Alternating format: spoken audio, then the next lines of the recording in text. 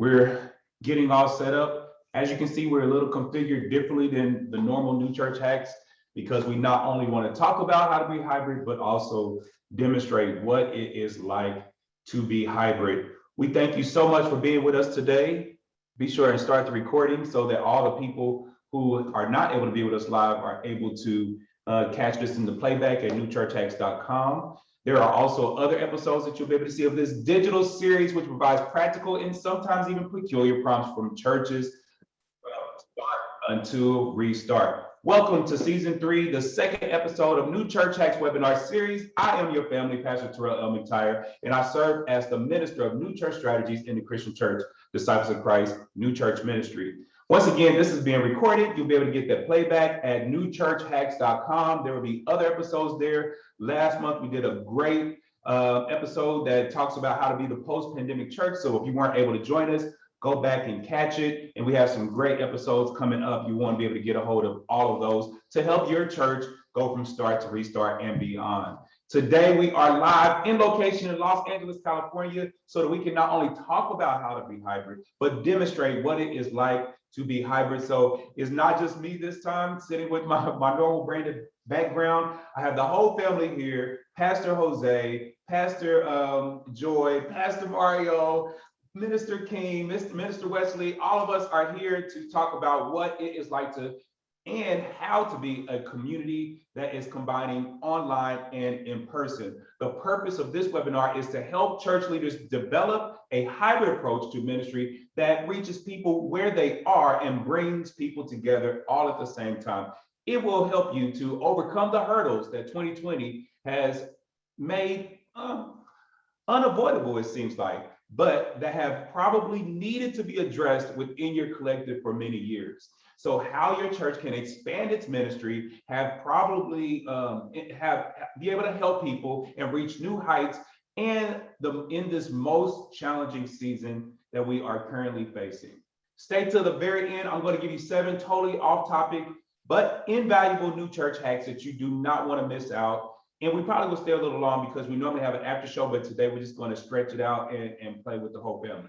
All right, later, you'll be able to ask all of our conversationalists any questions that you may have. If you're thinking of something, use the Q&A feature in Zoom. We're also live on Facebook. Welcome to our Facebook family. Go ahead and put any questions you may have there. We have access to be able to get a hold of all of them. Also, in a few moments, we're going to be using Slido, and you'll be able to offer any questions you may have there if you are not. And they're sitting here booming with many things to say and to ask as well. So this is an active conversation. Feel free to share any tips you have, any resources you have, anything that you have that's related to this topic. We know that you are with the Disciples family, which means all are welcome to the table. So any questions you have, you are welcome to put into the chat feature or resources. We are all able to be conversationalists today.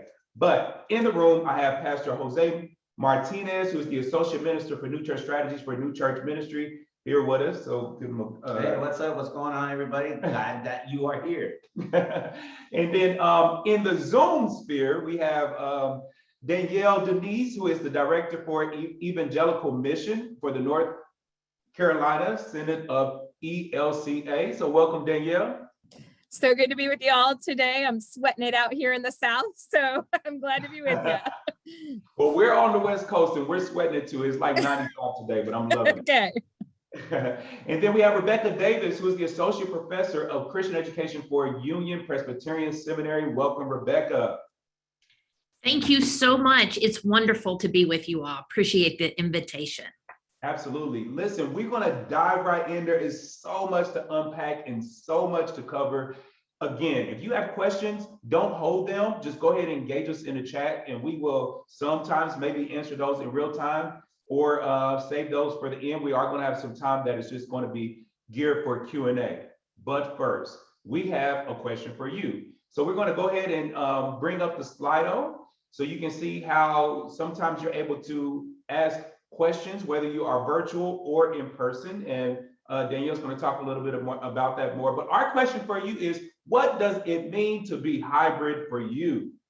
So we are hearing all sorts of things where people are saying, yes, we're doing hybrid church, we're doing this, that, and the other. And we're like, I'm not really sure that's hybrid, but we want to hear from you. What does that mean to be hybrid? In order for you to do this, you access Slido, you go to slido.com and you put in this hashtag number 737-887. You also are welcome to drop some of your responses in the chat, but we want everybody to be able to see, all of those in the room, all of those who are in the virtual sphere, to be able to access this. So go real quick, pull up your devices, pull over to a new tab, whatever it may be, go to slido.com, SLIDO.com, and put in hashtag 737-887, and you'll be able to put in your answers about this question. Some people are already starting to do it. Danielle, help us understand what this tool is, how this helps us, and maybe some of the responses that are coming in here. Absolutely. So this is Slido. It's free for you to use up to 3 questions. If you want to be more talkative than that, then they're going to ask you for some money. But if you want to do 3 questions, you can create multi-choice, long form questions. And what's great about Slido is you can go across platforms. So right now on Facebook and in Zoom, we're seeing answers from both platforms. So they're not in both questions. So when we talk about what does hybrid church mean, you can see these questions coming in. The very first one was live and in real life, in person and online engagement, those different things, a meaningful worship service for those who are joining us face-to-face and online communities in a congregation. And these are things that we want you to think about and have conversation about. You can see these coming in, and I'm really excited because in my world, people are like, we've been doing hybrid church during the pandemic. And my answer is often, you've been live streaming church, which is very different than what do you do around participation. And so many of the answers I see coming in right now are answers that say both and we're going to talk a little bit about how it's more than just presenting and allowing people to consume information, but the opportunity to engage with it. And the last thing I just want to highlight right here is this one that just came in that says it's worship, education, fellowship, all of those things. So much during the pandemic because we were in our homes focused on worship alone. And so I'm excited to be joined by Rebecca because she's gonna talk to you about beyond the worship life, and I know Pastor Jose will as well to invite us into those conversations. So just so you know, as a tool, if you're going to use this in your congregation, I can stop the poll at any time, which I'm going to do right now. So you can stop the poll, which closes it out, and then you can always reopen it if you want to continue to have answers. But it's a great way if you're going to open up questions across multiple platforms for participation to questions. And what I love about it is that you can share the results live. So as people engage, you see it coming in. You don't have to go to an Excel formula or tabulate something on the side. You can see. And as you said, sometimes it's a struggle. Y'all, it is a struggle because it is bringing 2 worlds that aren't intended. The church didn't create itself to figure out how to make this happen. We created institutions, right? And Jesus said, I don't need institutions, I need disciples, right? And we're going to figure out how to do this. But anytime we learn how to live together in a new way, there's going to be struggle and reality and truth, and yet Jesus will show up. So just wanted you to see that and engage in a poll like that today. And I'm going to stop that share for a minute. Other good things, Terrell? You mean to? All right. Well, I get to start with y'all today, and then I'm gonna pass it off to the colleagues that I have the option for. I've got 5 hacks for you, and the first one is literally to be honest. Be honest about what you are providing your faith community. If you can provide a live stream to your homebound members, praise Jesus, because those homebound members are connecting with a worship service that they had not been able to. Don't promote yourself as a hybrid church. You are providing an opportunity for connection in, but not essentially engagement.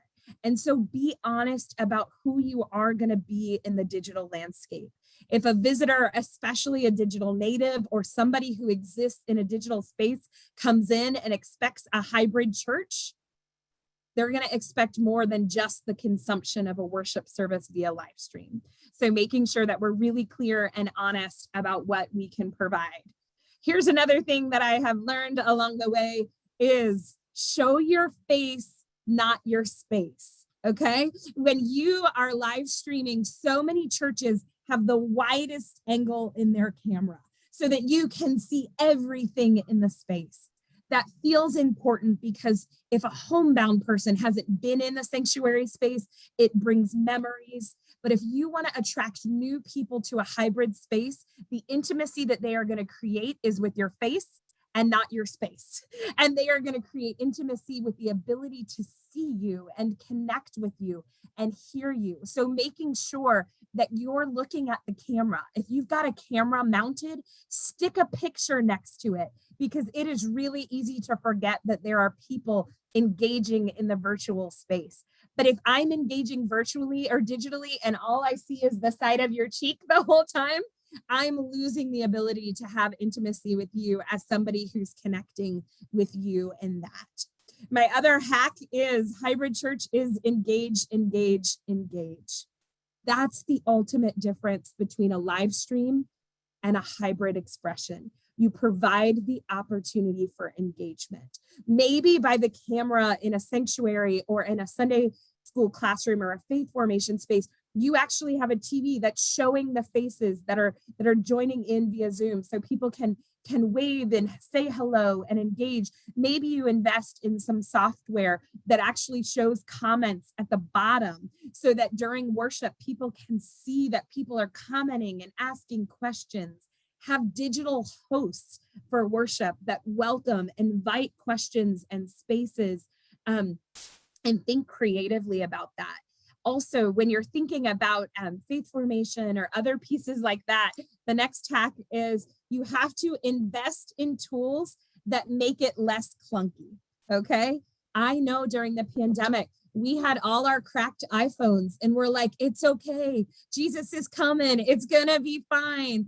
But there is an opportunity for us to say, how can I make this so that there is hospitality even in the digital space? One of the tools we just invested in my office is called the Owl. If you have not seen the Owl, I've nicknamed her Hootie, but Hootie, the Owl, is joining us now in meetings. And one of the things I want you to see about Hootie is she has a voice activated camera at the top. So you can be in a meeting space and have a screen on Zoom, and Hootie the Owl or your Owl camera will automatically shift the room camera lens so that you don't have to mess with, you're not muted, you're unmuted, you just have the Owl, and they take care of that. This is really great in a space like a small group, right? Where the clunkiness of having to unmute and mute and disrupt the conversation that way. The Owl is one of those tools that we've just said, hey, we've got to have it in some spaces around our building so people can come in.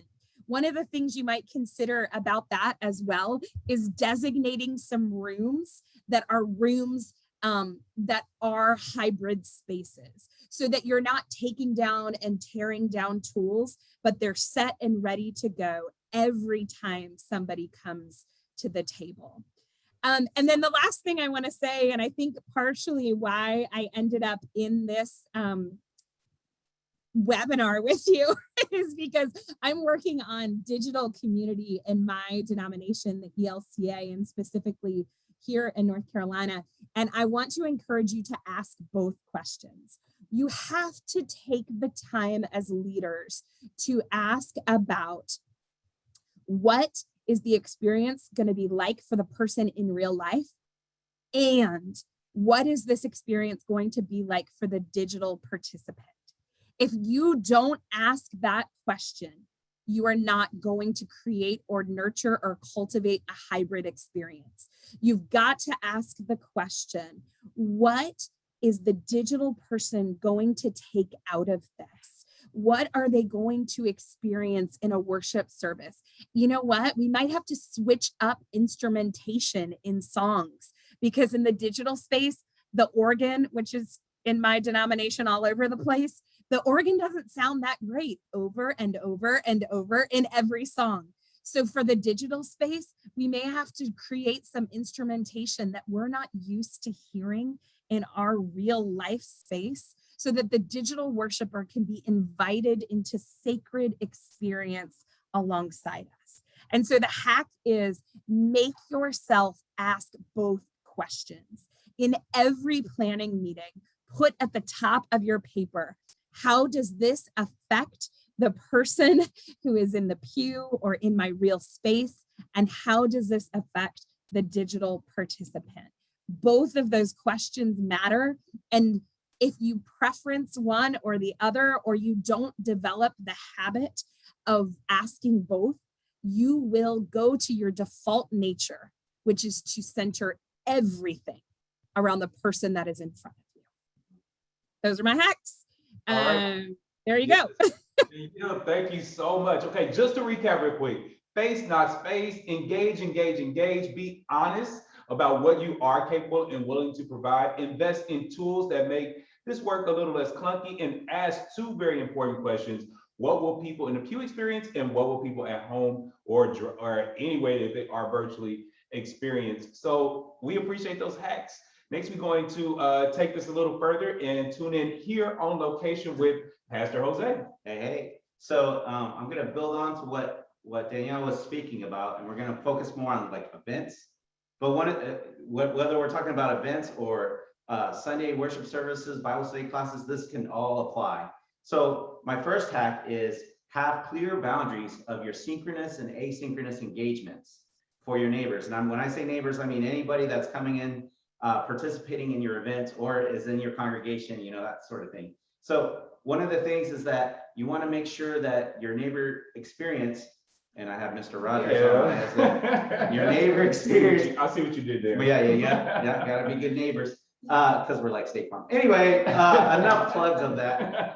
The neighbor experience must be beyond that Sunday experience or just beyond that event experience. You want them to feel that experience throughout their whole week. And so when you're looking at that, whether you did it synchronously or asynchronously, have that event, that product, the thing that you did online, contacted 24/7 by them. So, one of the great things about this is that you can also monetize this, putting that recording on like Patreon, and your folks that contribute to your ministry, contribute to your event, they can have access to that 24/7, so they can engage you every single day.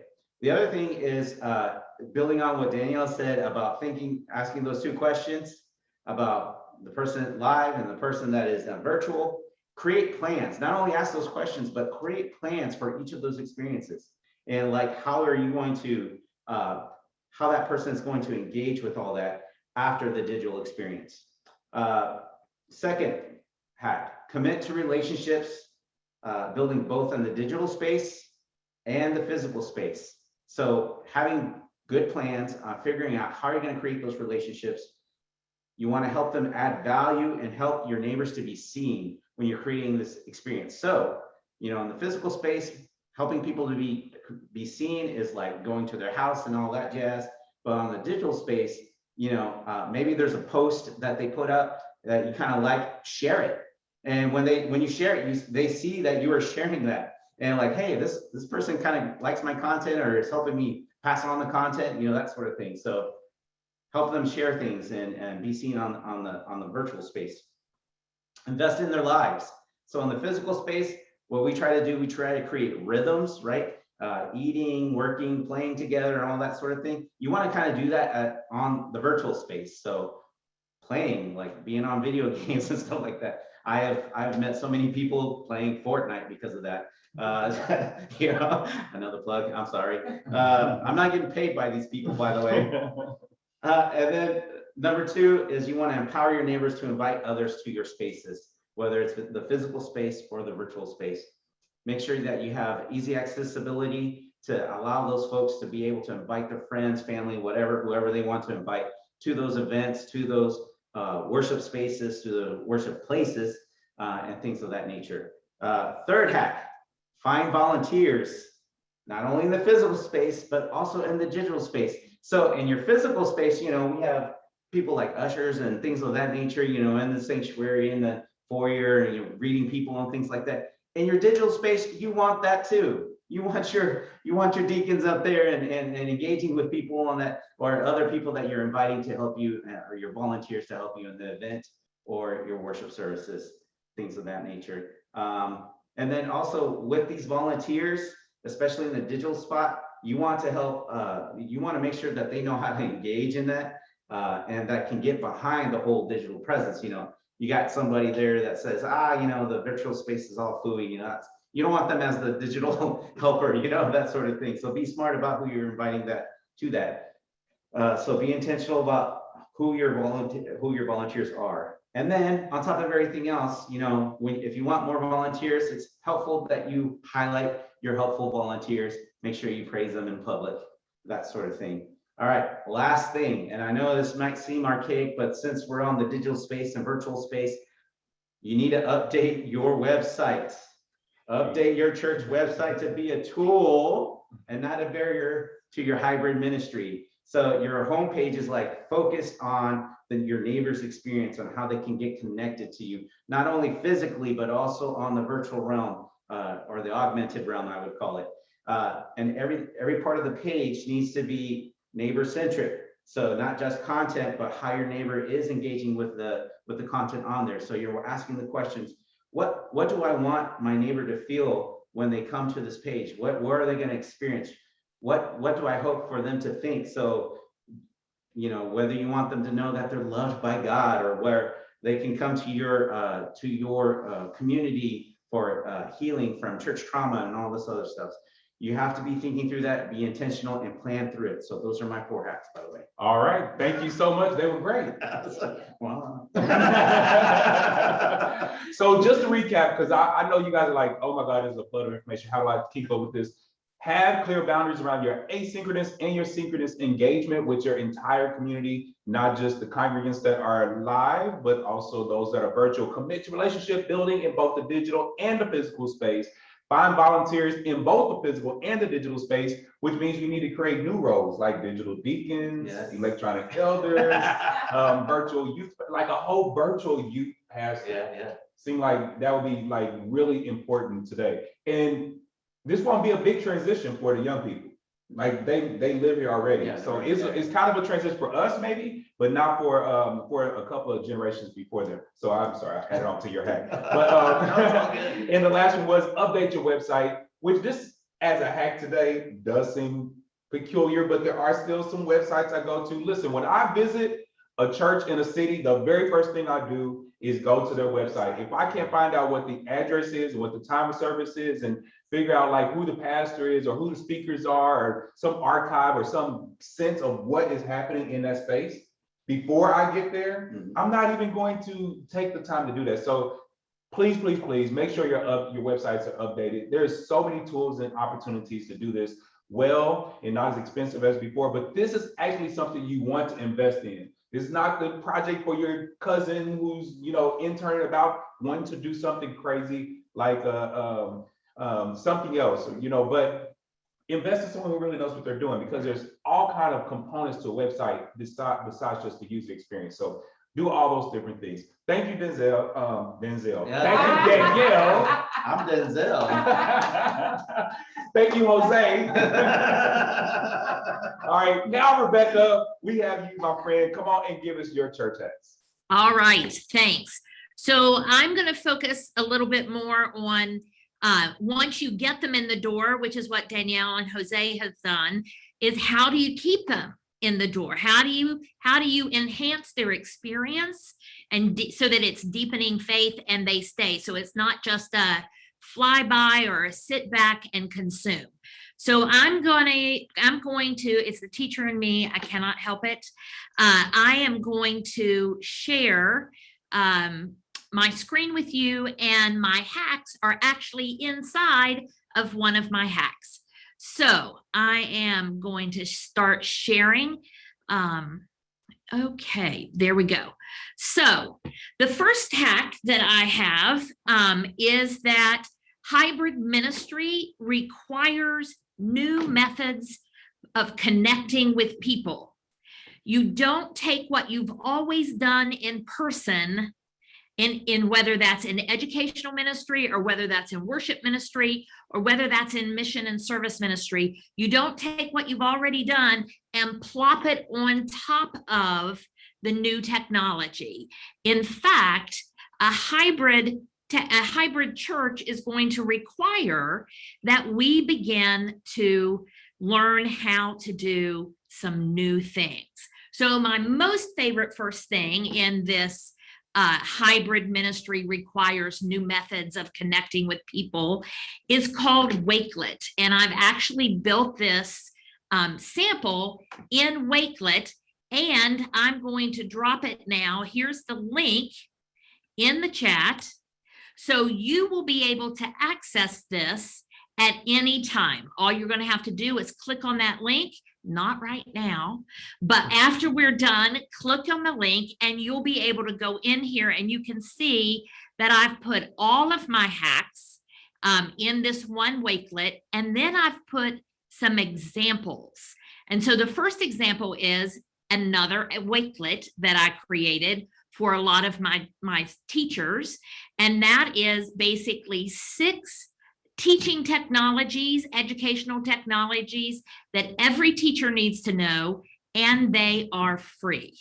And so what I've done in this Wakelet is, kind of tug on what you're thinking. You remember when we used, okay, some people on this Wakelet or on this episode are not going to remember flannel boards and film strips. There are some of us who are of a certain vintage that will remember those quite well. Overhead projectors that we don't know. So remember how we used to learn how to figure out how to do that and thread the film and all of that?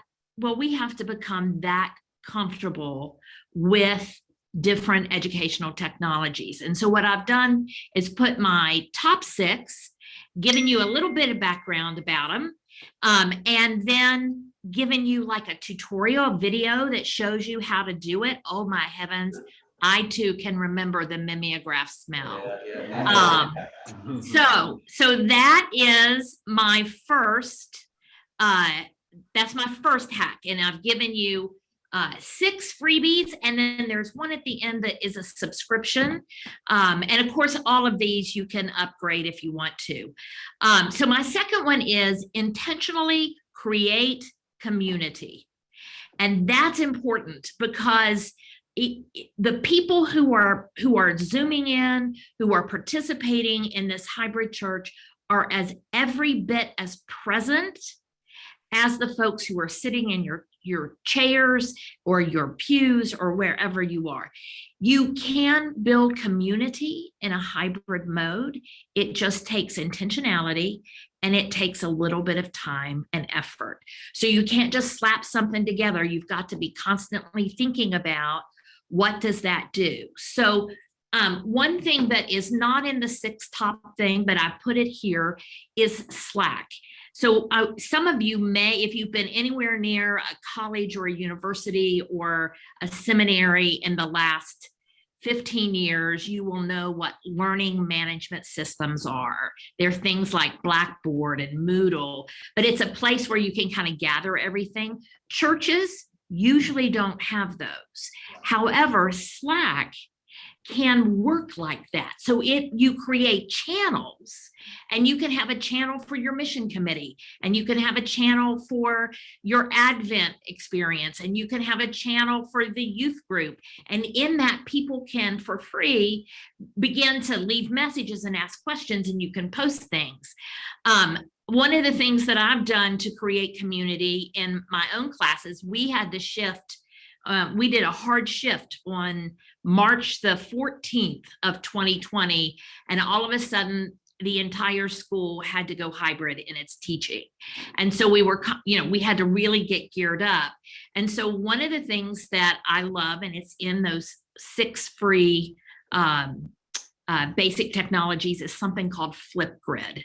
And Flipgrid is a video that your people don't have to sign up for accounts. You will create it, and then you can embed that in your blog, in your website, and then people can go and begin to introduce themselves. What if your new members came along and here they are? So before we took up time, they came on. Hi everyone, I am Karen Sherrick. I am currently the Director for Children's Ministry at Westminster Presbyterian Church. And so all their introductions are sitting right there, and people can begin to get to know them and they can respond to them. It's a great tool. Here, if you want to explore it more, is the QR code. So you either give them a code or you give them a QR code and they take a picture of it and they can have access to it. My third hack is then connect those communities. So after you've built the communities, we have to remember that these communities are not two separate churches. They are the same church, and we have to figure out how to bring them together. The other thing we must remember is that one size does not fit all. And so some people are going to have medical reasons for not coming back to church. Some of them are going to have mobility reasons for not coming back to church. Others are going to, have any variety, but we've got to bring them all together. So having both synchronous and asynchronous, meaning times when we are together in person, like now, so we're live and we're all together, and asynchronous meaning I'm going to have you do some things offline, but there are some great tools that can help you do that. So in that that first wakelet with the 6 different things is something called VoiceThread. And VoiceThread is this amazing platform where you can create like a 6 weeks Lent series where you give them instructions. So I've put an example of one of the ones I did in class, so you can kind of get a sense of what it's like. And sometimes I give them prompts that are voice prompts. Sometimes I get really brave if I've put my makeup on or something, and I actually get on video and do it. And sometimes I just write it up. So what you can see here is I have this one, I have given them instructions with typed it up and put it. I am not a graphic designer. I am not an artist, which is why my best friend is Canva, because it makes everything look so good and you don't have to worry about it. So I've posted different TED Talks and videos, and I've embedded them right in this. And then I have students who come along and they respond to them. Again, I thought this was a great video, the dog whistle video, the TED Talk on economics, race, and president. So what you do is you watch it and then see this little plus here. You can respond to it using just video or just audio. You can respond to it with video and audio, or you can simply type your response here. And then everybody can see this, and you can see that Amy responded to Dia directly, and then I can come in here, and so they can talk to each other and it all gets posted there. So while it is technically asynchronous, meaning you do it whenever you're comfortable, it's also synchronous, or it approximates synchronous. I've also put on here for you to see a little bit of the meeting owl, Danielle's, our minds, click alike in a good number of things. And this is one of my incredibly favorite. Those of you who do Advent calendars, this is an online, basically Advent calendar. You can customize it. We did it at the seminary leading up to our big Christian education conference, so that people would count down And you can come in here and click on that, and there's a video. Or you come over here and click on, these all seem to be videos. Oh, this one's not. And it tells you about the research hub that we're doing. So you can turn it into an Advent calendar. You can turn it into a stewardship calendar as you're making your way towards Commitment Sunday.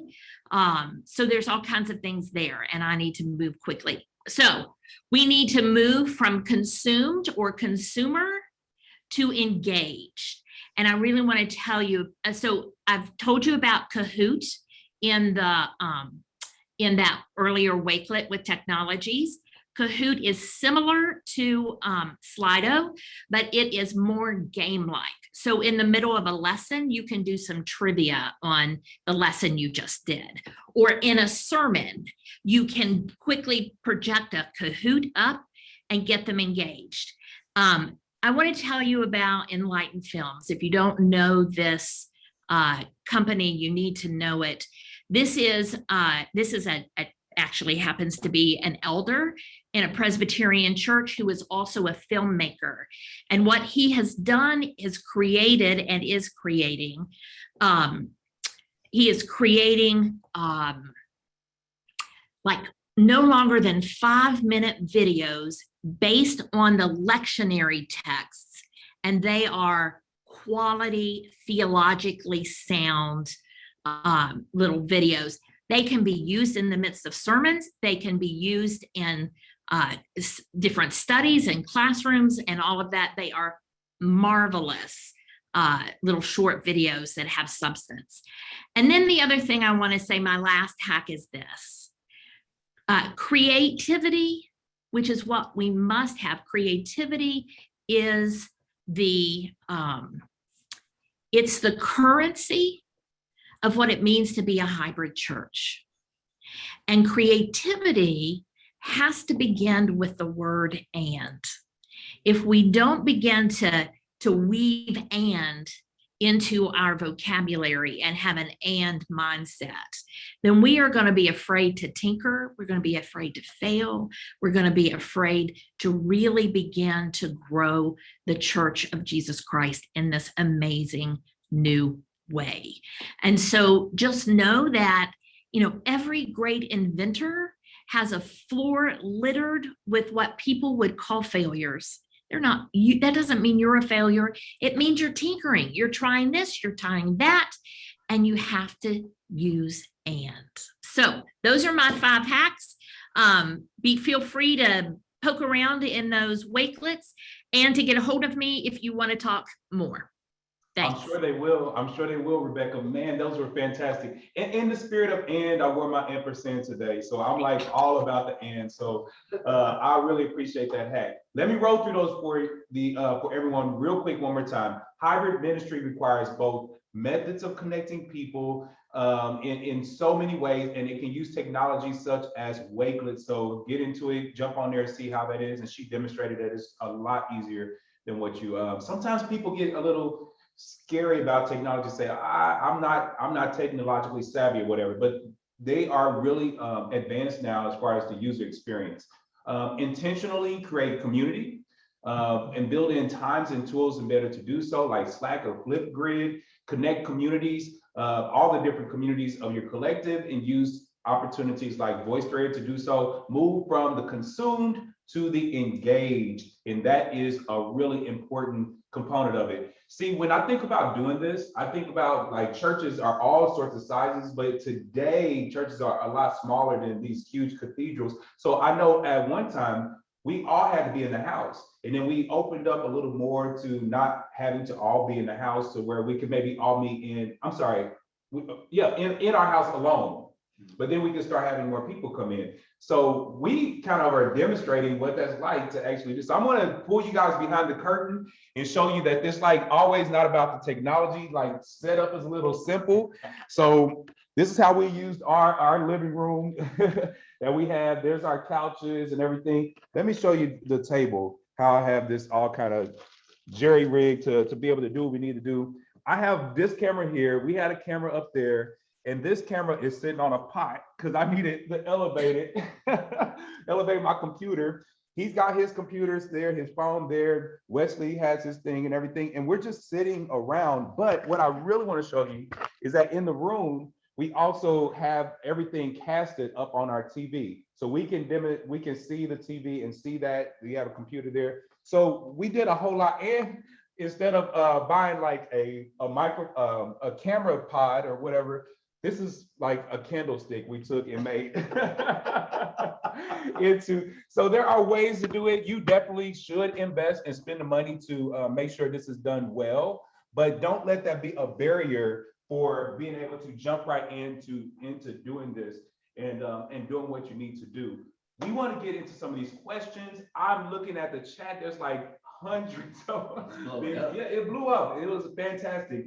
So how we want to do this, I know Wesley, there are some questions that came from the virtual space, and then us here in the living room, you guys are probably beaming with questions. So how we want to make this happen, let's check in with chat first. Sure. On Zoom. So we've got a couple questions in here from the Zoom chat and from the Zoom question and answer section.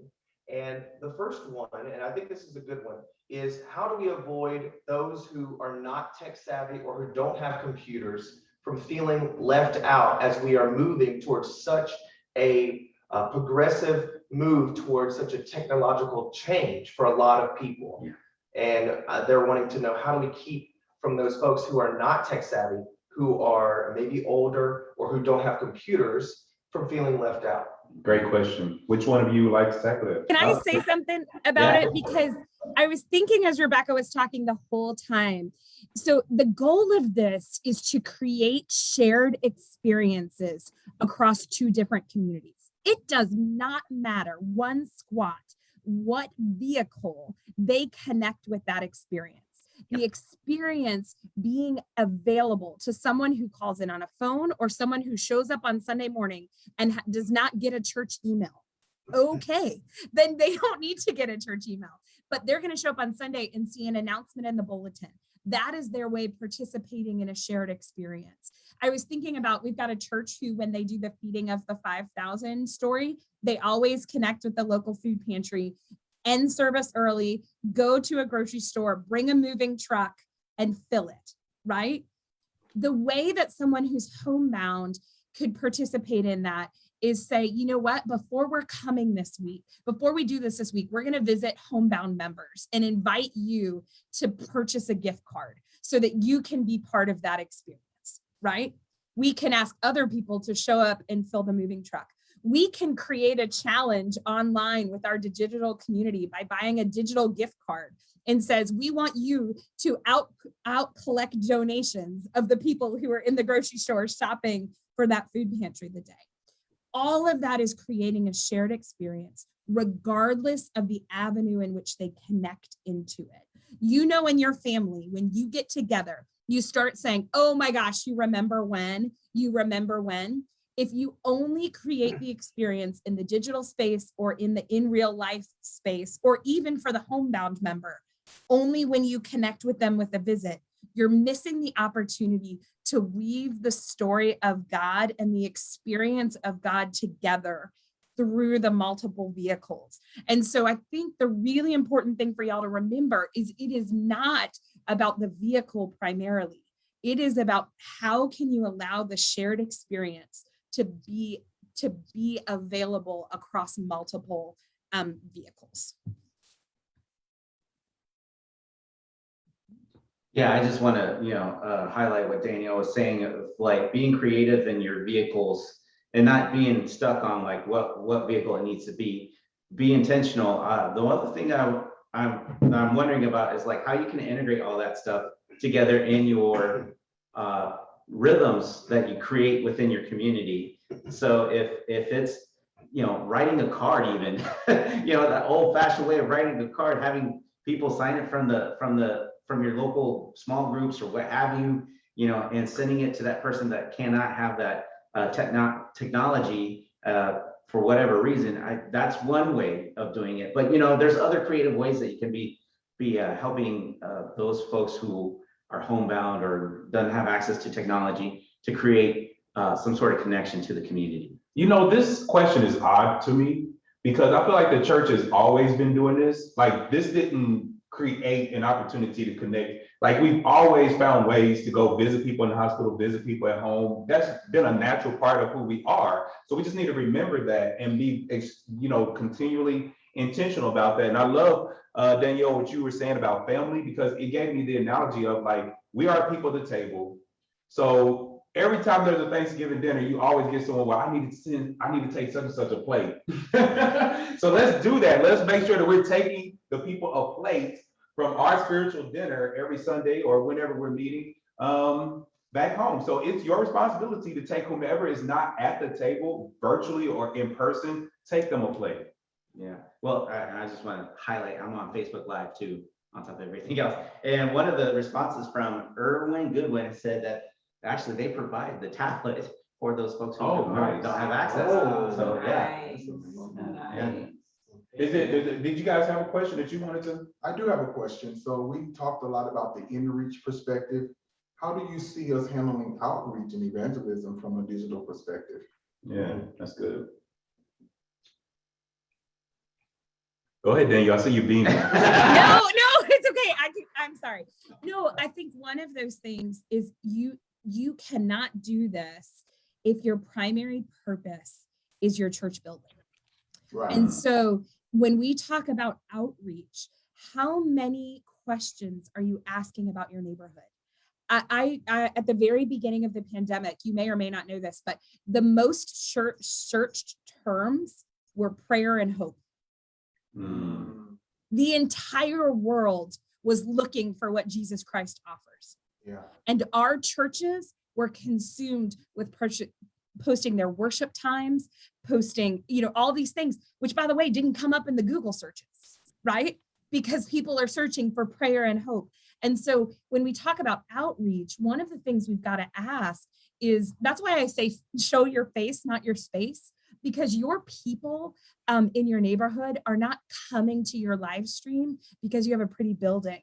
They're coming to your live stream because a neighbor showed up on their doorstep when they couldn't go to the grocery store and left them groceries, right? Like, made a way to make that happen. And so our unchurched, I don't even like that. I think just like the opportunity, right, that Jesus places in front of us is for us to find not just vehicles, but language that is not tied to brick and mortar buildings. Yes. That will connect across landscapes. I keep telling my churches all the time now, if your Facebook page doesn't have prayer and hope somewhere on it, we need to do something. If your website doesn't say prayer and hope on it, it's not going to be found. And that's what people are searching for. Rebecca, did you have anything to add? Here we go. I'm watching the comments and the concerns about characterizing older adults as those who may not be tech savvy. And I hear what you're saying. Somebody said the 50 plus, and I'm like, hey, I just turned 60. I don't think that's old. Stop it now. And one of my dearest friends is 82, and she is fabulous at because she was intent on keeping connected with family. And so I really think it's this sense of some young people are going to feel more comfortable in person. Some are going to be in it. So I think we just need to kind of take away these thoughts of it's this person or this person, and then those who are comfortable jump in and those who are not. But I see it really as a wonderful way to foster intergenerational community. So that if you have someone who has a gift for technology and someone who has a gift for hospitality, then you put them together and you build these little intergenerational pods and families and homes. And again, it's that, and it's not either or. Yeah, thank you for checking us on that ageism. We definitely have some ways to go on that. But this also reminds me of just like privilege. There are people who, for all sorts of reasons, don't have the privilege of not only the device, but the internet capacity to be able to do that. And I know that that was a major thing why many schools and universities, specifically, primary education schools, weren't able to do some of the work that they needed to do because some of the communities or some of the students didn't have access to internet or had to share internet in some type of ways. So it's a privileged thing across the board to be able to say, at one time we centered the privilege of the ability to show up in person. And not everybody has that privilege to be able to show up in person. So how will we make sure everyone is equitably involved and engaged in our ministries? Well, one of the things, sorry, Danielle. So one of the things I do want to kind of say on the age, there is a little bit of thinking though, and like in our intentionality on who we're going for, because my son, 14 years old, he sees me on Facebook. He says, "Dad, that's for old people," because he's on other things. He's on Snapchat, he's on Twitch, he's on some other live streaming gaming platform. So like looking at who we're going for, that's kind of important, and to understand what platforms are they engaging. And if you're wanting more youth and young adult, maybe you have to look at different platforms than what you're normally streaming on or that sort of thing. Yeah, Mario, when I think about outreach, it's about placement. First of all, we cannot do outreach unless we go out. Right. And so we built up this culture within church where we just kind of like come and be, in a place. And now we are forced out of the building, this building that we've always said, the building is not the church. Now we have to actually demonstrate that. So be out. As communities are opening up, go out to the festivals, go out to have fun, go out to eat, go into your local restaurants, all of that, and do that through a lens where you're understanding that I am a disciple maker and all of my engagements are opportunity, not to invite people to church, but to Christ, but into relationship with Christ. Absolutely. That's a great follow-up to a question or comment that was in the chat that Teresa left, that she says that we need to change this mindset, that some folks feel like if we offer online opportunities or virtual or digital opportunities, that people won't come to the building. And that first in small churches, they may feel threatened by that, but expanding that church is not this building, that is the people. It is the work and the will of God. And that is a very hard mindset to change when we've done it this way for so long. Yeah. Any commentary on how we can work to expand that mindset? I mean, I know that's a tough feat. God has been a part of this pandemic.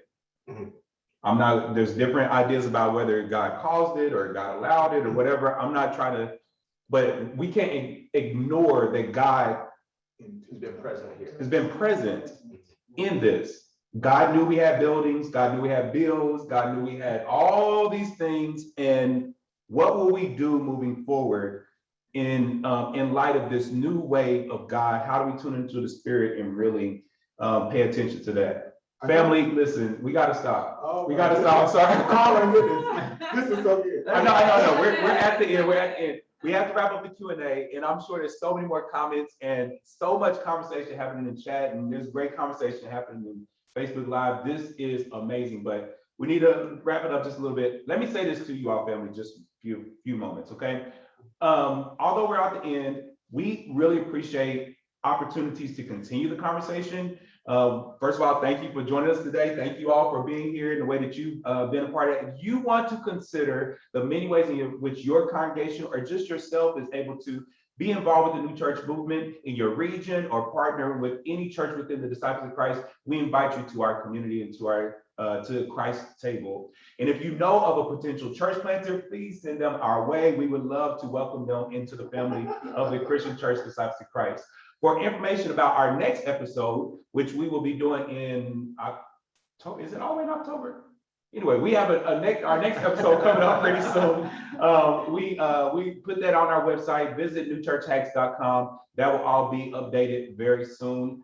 And we have our big Leadership Academy training event that is coming up on September 21st through September 23rd. It will all be online in asynchronous and synchronous ways. So we encourage all of you to register. It is not just for church planters this year. We have a brand new track that is geared towards those who are also in established church ministry about how to innovate ministry and really be focused on disciple making. All right, that's New Church Ministry. Danielle, Jose, Rebecca, how do we get a hold of you?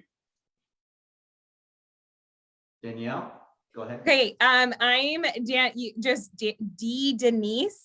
And I'm going to tell you old school, like email. One of my office mates says, is it 1999? We text, we do all these other things, but ddenise@nclutheran.org is the best way. But I'm in Instagram and other spaces just as Danielle K. DeNise. And people will endlessly think, wait, what? You have two first names? Yes, I inherited it. It is part of my story. But it's been great to be with y'all. And yeah, so you can find me in the ELCA, and I hear your plug for church planters, but if you want to send some of mine to North Carolina, that's what I do for the Lutheran church. I'll take some church planters too. All right. Okay. Oh, me? Mhm. Oh, you can contact me like you contact Terrell, newchurchministry.org. And you can find me there. My email is jmartinez@newchurchministry.org. All right, great. And then Rebecca? Hey, you can find me on Union Presbyterian Seminary's website. My email is rdavis@upsem.edu. It's weird, so I dropped it in the chat. All right. Thank you so much, Rebecca. Thank you so much, Danielle. Thank you, Jose. Listen, please get a hold of these people. They just gave you a few hacks, but they are a wealth of information. And then, yeah, let's clap it up. Great, great, great. You put your reactions in Zoom and on Facebook, and let me see those hearts raising up for these fantastic panelists. We had a great turnout today because people want to hear how to do this, and we hope that we were helping us to take our churches into the next level. Please follow up with New Church Ministry. We're on Facebook, Instagram, Twitter. You can email me at Terrell, Terrell, @newchurchministry.org, or you can text me because I don't really answer the phone, but you can shoot me a text at 317-593-5323. I will respond to your text. And we also have a chat bot on our website. And so a lot of people contact us through that chat bot. Everybody doesn't want to talk. There's other ways to communicate. So make that a part of the way in which you do ministry. All right, with our last few minutes, I am going to give you 7 totally off-topic new church hacks for adding counseling services to address mental health issues within your collective. 1, consider that as the pandemic eases, brace for an onslaught of serious mental health conditions that may take years to overcome. 2, adopt permanent changes to address mental health needs that lead to long-term improvements in congregational culture and overall well-being. Number 3, many participants may feel isolated and disengaged from church, their friends, and even life in general. So careful re-engagement is key here during this season. Number 4, some participants may like their privacy and the ease of experiencing church or other things online and in person. So just regard that. Number 5, do more than just have church. Decrease social anxiety and get participants connected with one another and with God. 6, set up a virtual workshop that allows participants to meet each other, provide support with one another in many different areas, especially grief management. We've gone through a collective grief. There were times we couldn't, reach out to one another or bury our loved ones or do so many things. We are all maybe needing some grief management right now. Your collective could support that. And number 7, host organized walks within your neighborhood. Get out, going, and make disciples. Today is a new day. It's time for a new church. And if New Church Ministry can help with that in any way, please email us at info@newchurchministry.org. Thank you so much for being with us today. This Saturday, we have a new episode of our New Way Pentecost series where we talk about communication in communal care. And we will be hosting that at 5 o'clock Eastern on this Saturday, the 24th. We will be dealing with communal care with our family of neurological diversity particularities. So you do not want to miss that. To understand how, if you have people in your community, which you probably do, who are on the spectrum, who deal with autism, who deal with ADHD, all sorts of neurological diversities. We want to figure out how we be the best community of God in that. All right. So we hope to see you Saturday. If not, we will see you at the next New Church Hacks. If not, please find some way that we can continue to be together in community. And if you have to jump off right now, we understand this is the end of this episode, but there were so many questions and stuff. Let's just hang back for a minute. I'm gonna chill out. Can you all help hang for a minute, Rebecca and Danielle? Okay, so what we're gonna do is something different. Normally we will jump over to Facebook Live, but today we fully integrated everything. If you have to go, we love you, we understand. But we're gonna take about 10, 15 minutes to see if there were more questions to be asked, more answers and wisdom to be shared, and just provide an opportunity for that. So we're gonna just relax. I'm gonna take my hat and my glasses off real quick and see how we can really kind of talk about. So were there any more questions that came in that seem like we really want to maybe address? There were, but actually Rebecca has been and Danielle have been answering them in the chat. So those have been addressed. There's just an overall, really great welcome of all this new information from folks. And there's also an overwhelming factor that some folks who have been doing ministry for a long time and are, they see this as like so much.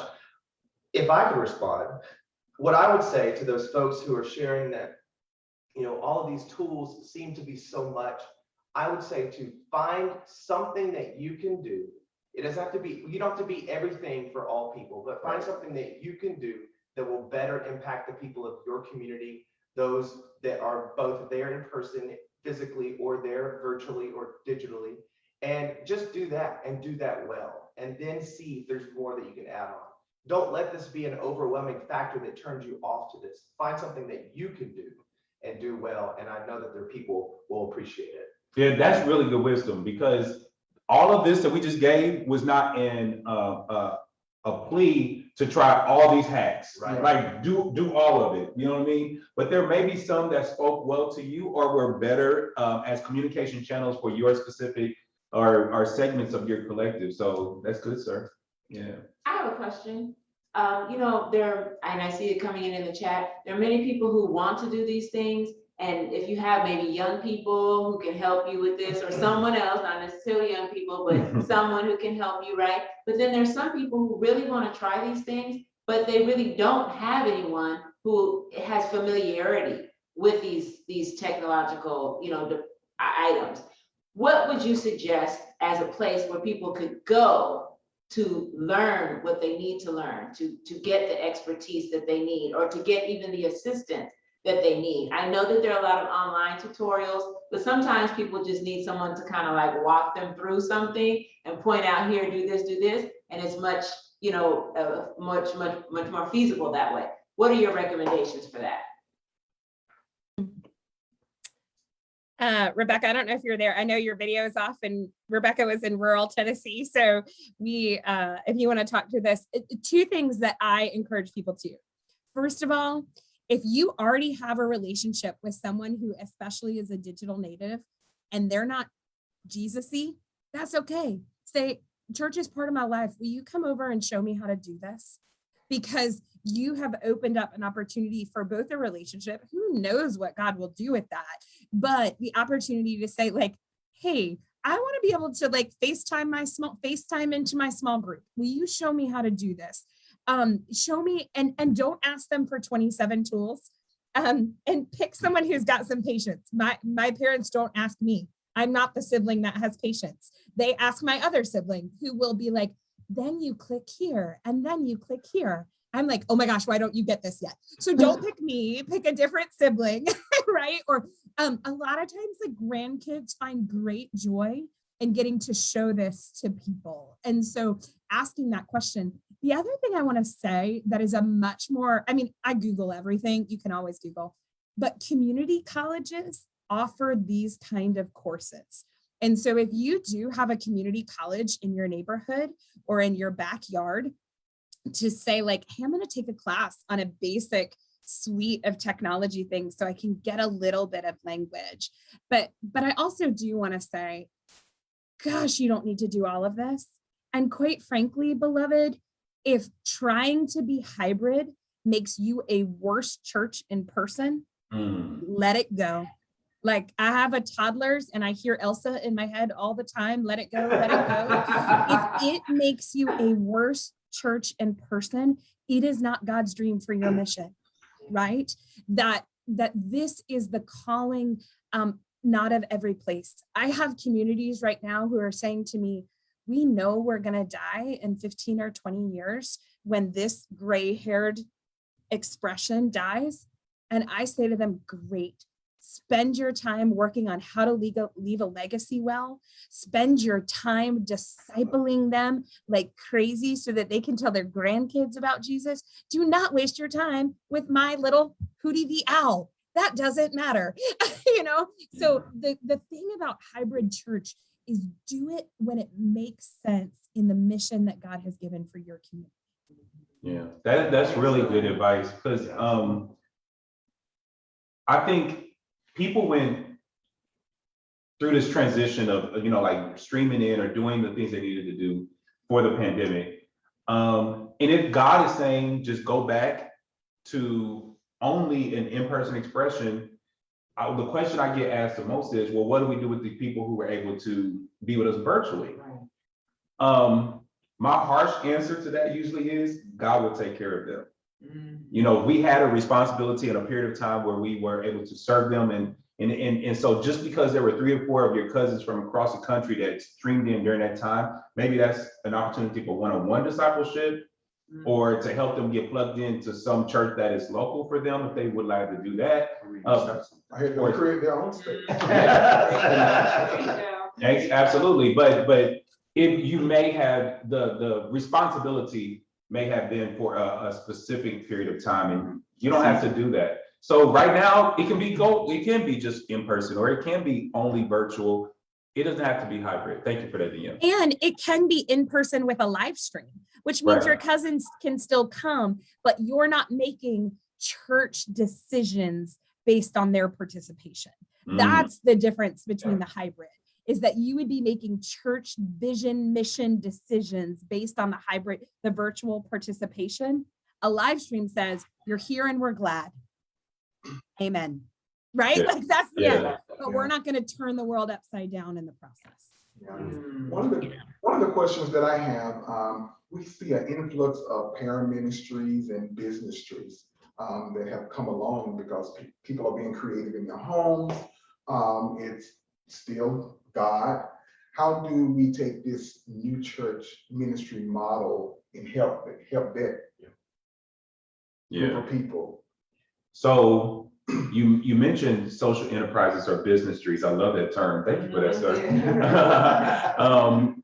Here's the reality. All the industries have had to transition and transform. Right.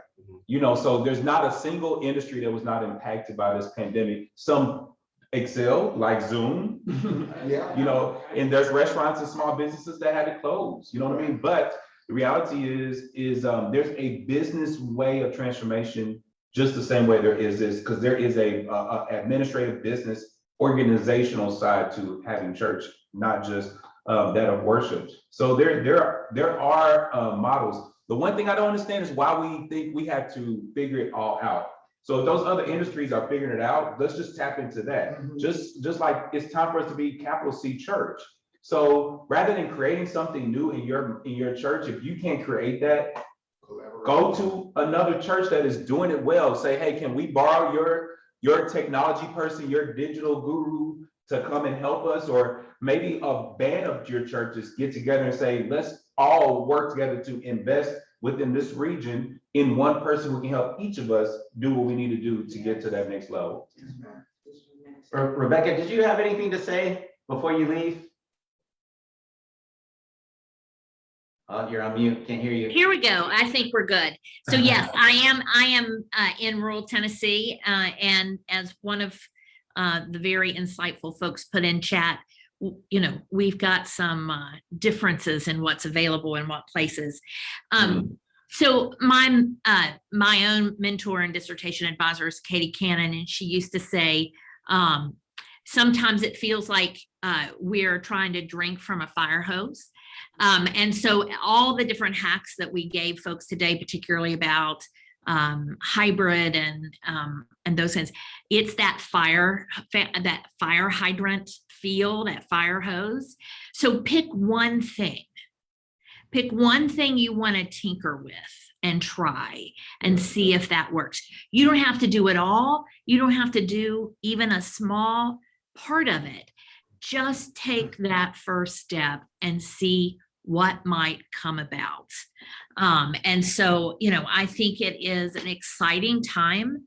You know, when Jesus was crucified, they put his title above him on the cross in multiple languages. So the church has always been about being multilingual. And this technology is simply another way of communicating the gospel and building up the covenant community and the Church of Jesus Christ. And when you look at it that way, well, then it becomes doable. And then we begin to understand why we need to do it. So I am on my way to another meeting with the Children's Defense Fund here at the Alex Haley Farm. And I have been so thankful in this conversation.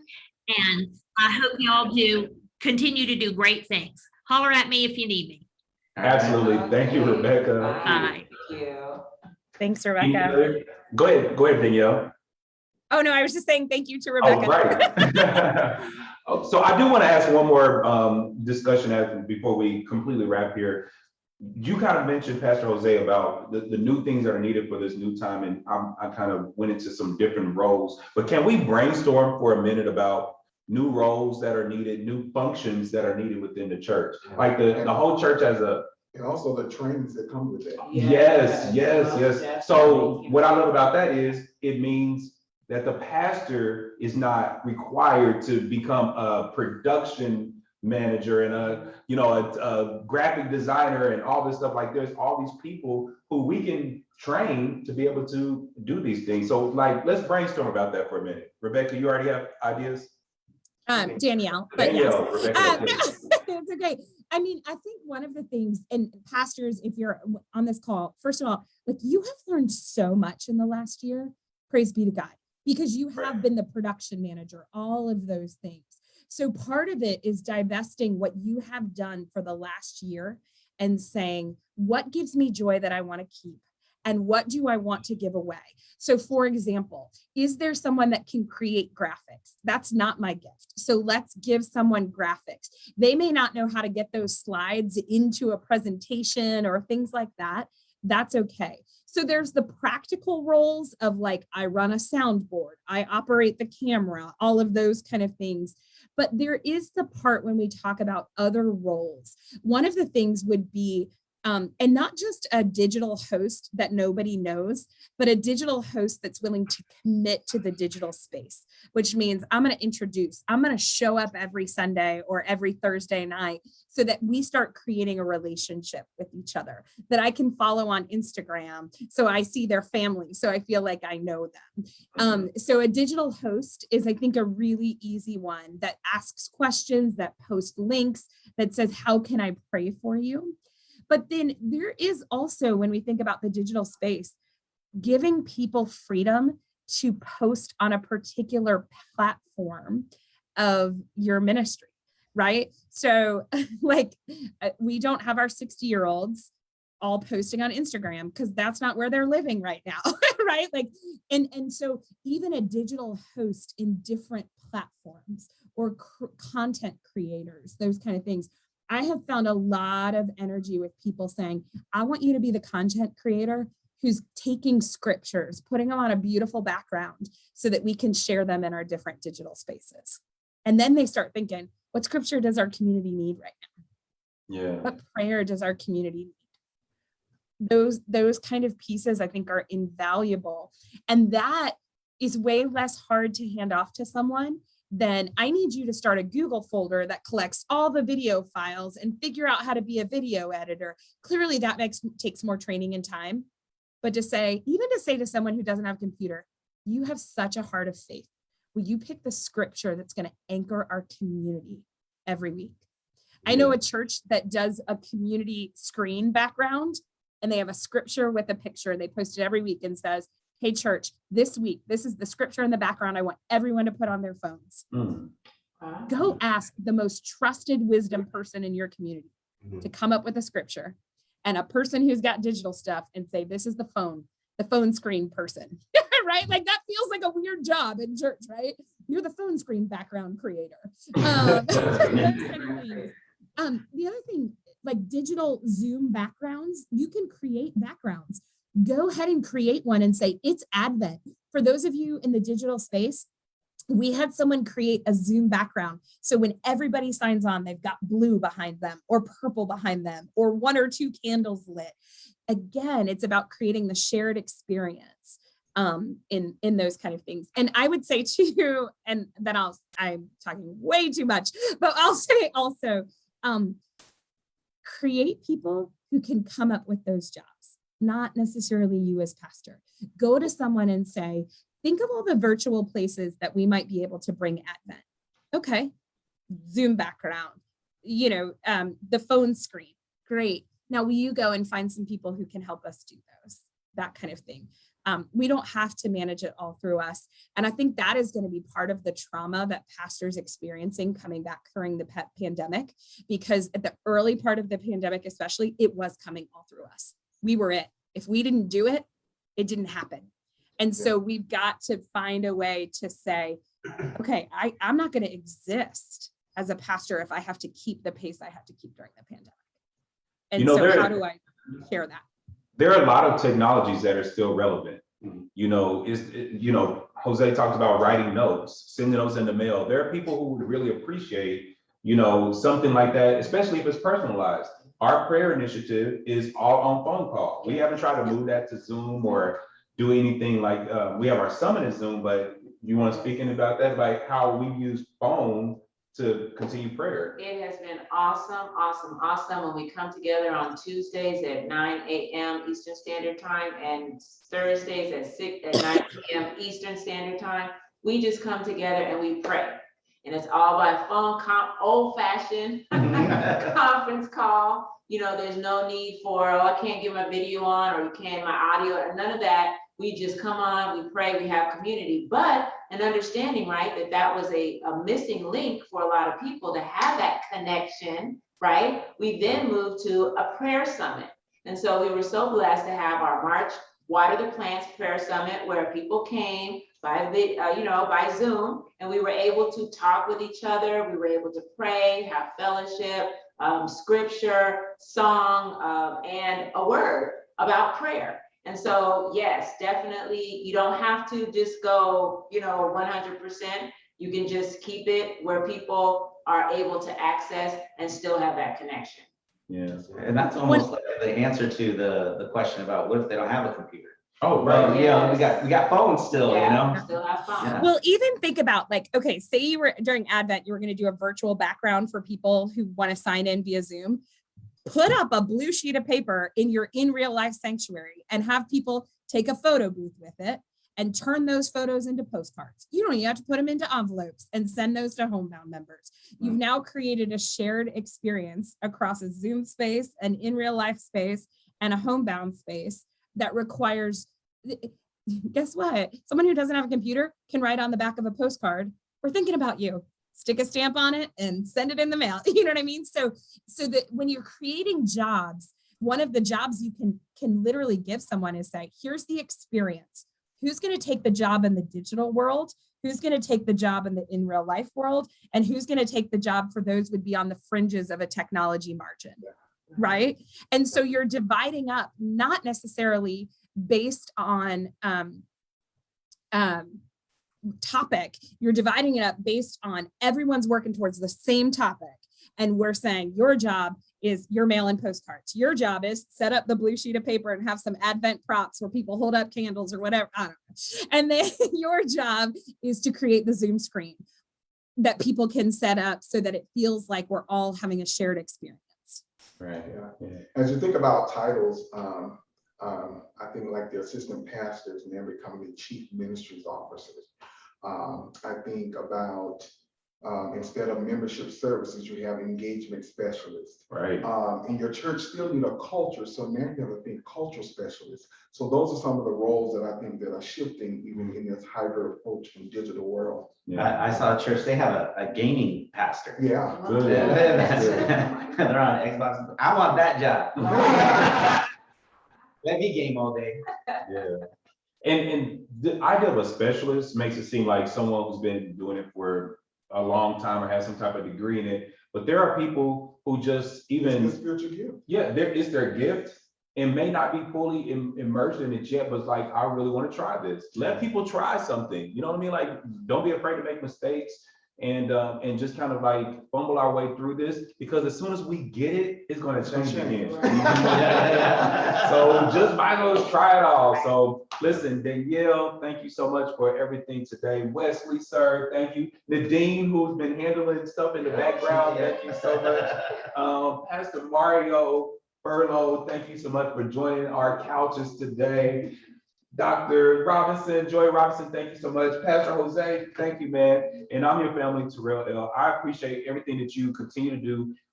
Again, we will have this all updated. We're going to create infographics with the hacks and everything. So I know you've been furiously taking notes, but we will make sure that you have everything that you need. God bless you. Enjoy the balance of your day. Take care. God bless you.